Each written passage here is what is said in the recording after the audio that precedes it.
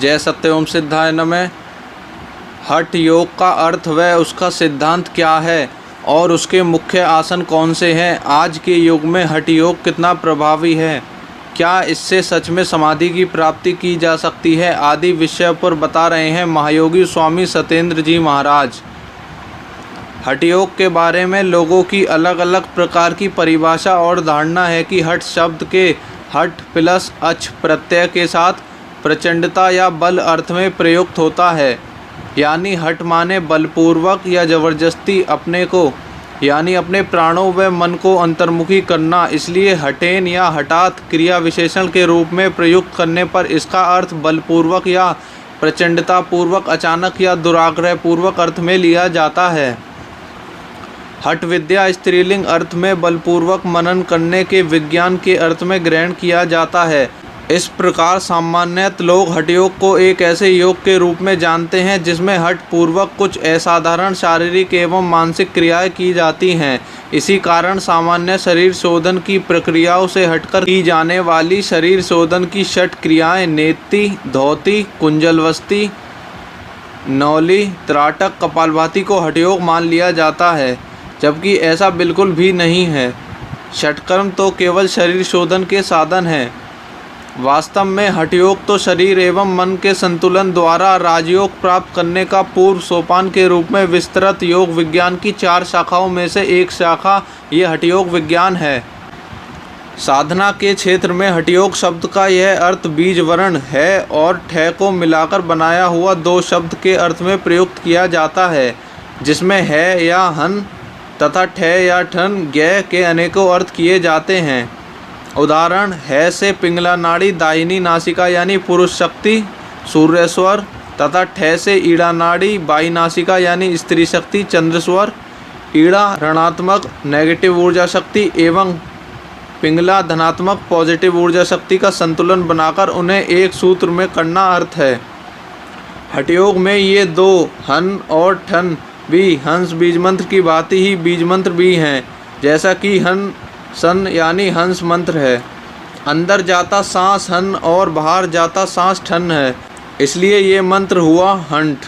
यहाँ हंग सहज प्राण की गति है और ठन यहाँ शरीर में वक्री गति के वक्र चक्र में उलझा सांस है, इसलिए हन से अंदर सांस लेकर ठन की अंतर्ध्वनि के आघात यानी चोट करने के बार बार आघात करने से और उस आघात की शक्ति को उस अंग या चक्र पर कुछ क्षण ठहराए रहने के भाव को बनाए रखने यानी ठहरने से बाहर से ली गई प्राण शक्ति के कंपन की टक्कर को उस एक ही चक्र पर गति देकर बनाए रखने पर मूलाधार चक्र में सोई कुंडली शक्ति को जागृत किया जाता है। क्योंकि जो प्राण शक्ति हन के मंत्र भाव से बाहर से ली गई और उसे इसी हन मंत्रात्मक मानसिक भाव से अपने शरीर में नीचे तक लाते हुए उसमें मन की एकाग्रता तीव्रता से कंपन का एक प्रवाह बनकर फिर मूलाधार चक्र में मूल बंध लगाकर उस हन प्राण की कंपनात्मक गति को नीचे पास नहीं होने देकर केवल मूलाधार चक्र में एक त्रिकोण के अंदर सोई सर्पाकार कुंडली शक्ति के मुख पर चोट की जाती है और उस समय केवल उस सर्पाकार शक्ति के मुख या त्रिकोण के अंदर स्थित मूल बीज बंधु पर इस कंपनात्मक शक्ति के प्रवाह को बनाए रखा जाता है। तब इसी ऊपर से आ रही प्राण शक्ति के कंपन प्रवाह के लगातार आघात यानी चोट को वहीं मारते या लगते रहने के ध्यान अनुभव को अपनी मन की आंख से देखा जाता है। तब इसी अवस्था में अनेक स्तर या स्थिति बनती हैं, जो हठ योग में अनेक सोपान या स्तर बोले जाते हैं। स्थूल रूप से हठ योग अथवा प्राणायाम क्रिया 3 भावों में पूरी की जाती है। पहला अंतःरेचक अर्थात श्वास को सप्रयास बाहर छोड़ना और फिर उसे जितनी देर रोका जाए वहीं सांस को बलपूर्वक बाहर को फेंकते हुए रोके रखना। ठीक इसी सांस की रोके रखे और बाहर को बची सांस को फेंकते रहने की प्रक्रिया में जो शब्द निकलता है वही शब्द ठ यानी ठक्कर यानी टंकार है। इस प्रकार से बाहर को हठ से सांस को बलपूर्वक रोकने की क्रिया को हठ योग की हठ रेचक क्रिया कहते हैं। और फिर जब रोकना मुश्किल हो जाए तब सांस को धीरे धीरे अंदर को खींचना। दूसरा अंतपूरक अर्थात श्वास को सप्रयास यानी अंदर खींचना। और सारे शरीर में प्राणों को एक शक्ति रूपी मनोकल्पना से भरते हुए या अनुभव करते हुए मूलाधार चक्र तक इसका पूरक का अंत करना। और अब इस प्राण को अंदर को जबरदस्ती यानी हठ पूर्वक थोड़ा थोड़ा सांस और भरने का तथा उस भरते सांस को गले से अंदर को सटकने का व उसे सटीक कर रोकने का प्रयास करना ही अंतर हठयोग पूरक क्रिया है। तीसरा, अंतःकुंभक अर्थात अपने अंदर लिए गए सबल पूर्वक श्वास के साथ प्राण को सप्रयास रोके रखना और मूलबंद लगाकर फिर जालंधर बंद व उड़िया बंद यानी तीनों बंद लगाकर किए उस बलपूर्वक कुंभक क्रिया के साथ मन के अंदर उस मूलाधार चक्र पर प्राण ऊर्जा का अंतराघात करने के ध्यान सहित क्रिया योग को हठयोग प्राणायाम कहते हैं। इसके ही निरंतर अभ्यास से ही हठयोग की समाधियों का प्रारंभ होता है। प्रचलित राजयोग की सिद्धि का हठयोग की समाधि से कोई लेना देना नहीं है। जैसा कि आजकल के योग जगत में प्रचलित है कि यह हठयोग अभ्यास ही आगे चलकर राजयोग की सिद्धि के लिए आधार भूमि बनाता है। बिना हठयोग की साधना के राजयोग समाधि की प्राप्ति बड़ा कठिन कार्य है। अतः हठयोग की साधना सिद्ध होने पर राजयोग की ओर आगे बढ़ने में सहजता होती है, जबकि ऐसा बिल्कुल नहीं है। दोनों का क्षेत्र बिल्कुल अलग है। हठयोग के इस अभ्यास का भारी स्तर पर ही वर्णन अनेक शास्त्रों में किया गया है। हठयोग प्रदीप का हो या अन्य महात्माओं की लिखी पुस्तक में वर्णित क्रियायोग अभ्यास जैसे महर्षि दयानंद जी के सत्यार्थ प्रकाश आदि में बस सामान्य तौर पर बताया है। अधिकतर भारतीय योगी इसी पद्धति का अभ्यास करके जड़ समाधि को प्राप्त होते थे। अब हम आपको जड़ समाधि के बारे में बताएंगे। हठयोग के इसी प्राणायाम के निरंतर कम से कम 3 साल और प्रतिदिन 4 समय इस अभ्यास को करते हुए फिर उसे एक समय के ही अभ्यास में समेटकर केवल अब एक ही समय यानी 3 घंटे 42 मिनट के अभ्यास को करने का जब अभ्यास बिल्कुल सहज हो जाएगा तब साधक का अंतर मन उसके अधिकार में होने लगता है। इससे उसकी आसन सिद्धि के साथ साथ उसे एक ही चक्र पर लगातार 3 घंटा 42 मिनट के मन शक्ति के एकाग्र किए रहने के अभ्यास को सहज होने पर उस स्थान पर मन की शक्ति के इतनी देर तक ठहरे रहने के कारण इस अवस्था को ही सच्ची धारणा कहते हैं।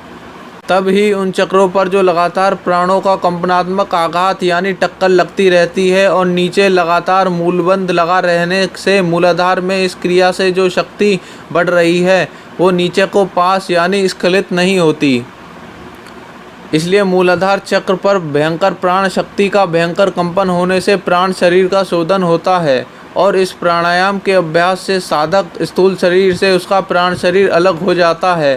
ठीक तभी इसी प्राण शरीर में ही कुंडली का प्रवेश द्वार खुलता है जिसे सुषुम्ना कहते हैं। इससे पहले कोई सुषुम्ना नाड़ी नहीं खुलती या मिलती है। ठीक इसी अवस्था में साधक को प्रत्याहार और धारणा और ध्यान तीनों अवस्था की सिद्धि होती है। तब इस अवस्था में ध्यान बनता हुआ साधक के प्राण शरीर में प्राणों के इस भयंकर एकक ऊर्जा की कंपनात्मक शक्ति का चारों ओर से बंद लगने से सुषुम्ना में यानी मन के साथ प्राण शरीर में ऊपर की ओर प्रवेश होता है। तब उसे घोर गर्जन के जैसा प्रकाश के साथ साथ यहाँ निरंतर प्राणों के शोधन होने से शरीर शुद्ध होता है और इसी शुद्ध शरीर में स्थिर प्रकाश के दर्शन होते हैं। अन्यथा कभी कभी ही प्रकाश के दर्शन होते हैं, क्योंकि आपका शुद्ध शरीर दूसरों के संपर्क में आते रहने से अशुद्ध भी होता रहता है। इसलिए आपको कभी कभी दूधिया तो कभी नीले आकाश जैसे प्रकाश के दर्शन और कभी बैंगनी या अलग प्रकार के अशुद्ध प्रकाश के दर्शन होते हैं। अधिकतर अंधकार ही बना रहता है। ठीक इसी अवस्था को बनाए रखने के लिए ब्रह्मचर्य यानी किसी का भी स्पर्श आदि नहीं हो ऐसे अभ्यास की प्रबल आवश्यकता होती है, अन्यथा आप कभी भी ध्यान सिद्धि नहीं पा सकते हैं।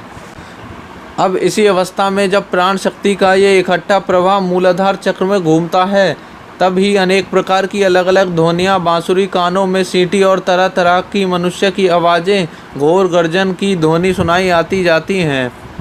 तब आगे ये शक्ति मूलाधार चक्र को शुद्ध करके अखंड ब्रह्मचर्य को बनाकर फिर ऊपर को उठती है। तब साधक को सारे शरीर में अद्भुत प्राणों के संचार का बड़ा ही आनंदित अनुभव होता है और इसका पहला फल होता है स्वास्थ्य के साथ साथ बिन कसरत किए ही अद्भुत बल की प्राप्ति और साथ ही तभी जड़ता की भी प्राप्ति होती है। शरीर एकदम जड़ यानी स्तब्ध हो जाता है। तब वो इसी अवस्था के बार बार होने से धीरे धीरे जड़ समाधि के लगने की अवस्था को प्राप्त होता है। यहाँ वह साधक एक प्रकार की भारी तौर पर तो मूर्छा को प्राप्त होता है, पर अंदर वो एक प्राकृतिक समय चक्र में स्थित होकर स्थिर और निष्क्रिय होकर बैठा रहता है। अब ये अवस्था उसे लेटे या बैठे कब प्राप्त हुई ये बात अलग है। तब उसके अंदर का प्राकृतिक समय चक्र उसे अपने आप जागृत कर देता है।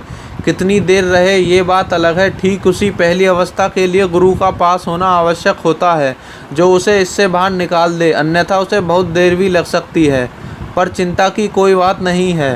प्राकृतिक समय चक्र उसे देर सवेर खुद ही जड़ तत्व से छोड़ देता है, क्योंकि इस प्रकृति जगत में कोई भी अवस्था ज़्यादा देर तक नहीं बनी रहती है। इस प्रकृति का गुरुत्वाकर्षण बल उसे अपने आप ही नीचे खींच लेता है। तो इसी अभ्यास के निरंतर चलते अधिकतर साधक उसी जड़ समाधि को ही प्राप्त होते हैं। इस अवस्था में उन्हें केवल अनेक घंटे की प्राणविहीन यानी बाहरी तौर पर सब कुछ रुके हुए एक समाधि अवस्था की प्राप्ति होती है। अब चाहे वो एक दिन से लेकर महीनों तक इस अवस्था में बना रहे, पर उसमें विशेष ज्ञान की अवस्था का उदय नहीं होता है।